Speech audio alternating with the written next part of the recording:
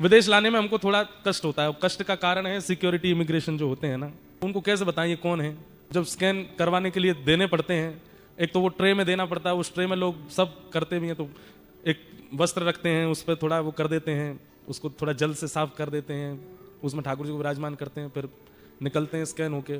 निश्चित है बहुत कम एयरपोर्ट्स पे ऐसा होता है कि ये फ्री पास हो जाए, नहीं तो ये वहां चले जाते हैं अंदर वाले सेक्शन में। और मोस्टली यहाँ पे सिक्योरिटी चेक में माताएं ही होती हैं। हम तो मैं लाला जी गोपी ना है तो तुम यहाँ के पास चले गए हो। और फिर वो पूछते हैं what's inside, doing like this. अब उसको क्या बोलूं मैं, क्या है। फिर अब मैं उस समय ये विचार करता हूँ इसने कभी कोई पुण्य किया होगा, इसको दर्शन फिर खोल के दर्शन हो जाते हैं उसको। ओह आई सी। तो कभी कभी वो बेचारे ऐसे करते हैं, कभी कभी पूछते ही नहीं है, दोबारा से उठा करके फिर से धर देते हैं, चेकिंग करनी पड़ती है, वो बहुत कष्टदायी लगता है। फिर उसके बाद फ्लाइट में गोद में रख के नहीं बैठने देते, बोले इनको ऊपर रखो।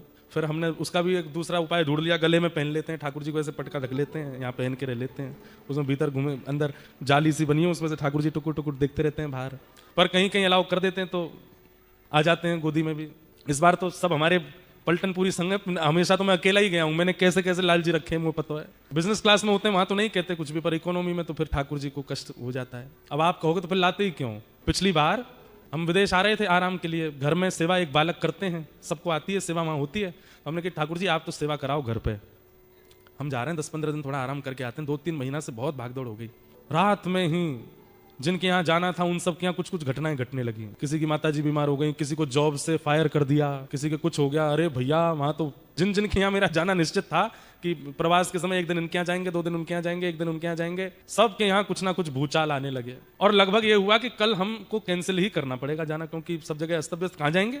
सुबह सुबह उठ करके मैं माँ से बोल रहा था, मेरी मम्मी शायद कैंसिल करना पड़ेगा, अब तो वहाँ सब ऐसे हो गई है बात, इसके यहाँ ये हो गया, उसका मैंने एक साथ सबके यहाँ बिगड़ गई बात।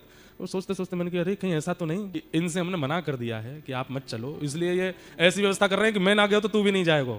तो फिर हमने बस इनसे जाके कहा, मैंने देखो तो आपके सुख के लिए कहते हैं, वहाँ आपको दूध नहीं मिलता गैया का, मैंने कहा यहाँ आपको देसी घी नहीं मिलता, सब ऐसे ही है, भोजन प्रसाद भी ठीक है, अब तो जानने लगे लोग तो अब तो अच्छा अच्छा बना देते हैं, नहीं तो पहले तो और भी ज्यादा दिक्कत होती थी। आपकी वजह से ही कह रहे थे कि आप रुको, लेकिन आपको चलना है 1 घंटे में हमको फोन पे वहां से फोन करवा दो कि सब ठीक है तो ले चलेंगे। और 1 घंटा नहीं हुआ है, आधे घंटे में पहला फोन आ गया, बोले कि महाराज जी वो जॉब से फायर कर दिया था, पर वो मेल आ गया है कि नहीं ऐसी कोई बात नहीं है, वो मिसअंडरस्टैंडिंग थी, आकर के सब सुलह कर लें, ठीक हो गया सब, आप आ जाओ। वाह, जिसको कुछ बीमारी हो गई थी उसके भी सब ठीक हो गए, जिसको कुछ था वो सब के व्यवस्थित हो गए। मैंने जय हो, चलो विदेश घूमे, घुमक्कड़ लाला है हमारे, घूमने जाते हैं।